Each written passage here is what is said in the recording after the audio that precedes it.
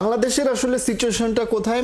আফগানিস্তানের বিপক্ষে যে নতুন একটা কম্বিনেশন নিয়ে বাংলাদেশ খেলেছে, সেই কম্বিনেশনটাই আসলে সেই উইনিং কম্বিনেশনটাই আসলে শ্রীলঙ্কার বিপক্ষে কন্টিনিউ করা হবে কিনা, নাকি নতুন কোনো স্ট্র্যাটেজি সাজাতে হবে, যেহেতু আফগানিস্তান এবং শ্রীলঙ্কা দুটো ভিন্ন দেশ, ভিন্ন স্ট্র্যাটেজি?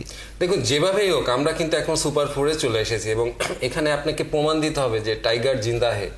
আপনি যদি আমরা যে প্রতিপক্ষগুলো এখন পাচ্ছি সেখানে কিন্তু আরো স্ট্রং, আরো মানে আপনাকে ক্যালকুলেটেড খেলতে হবে।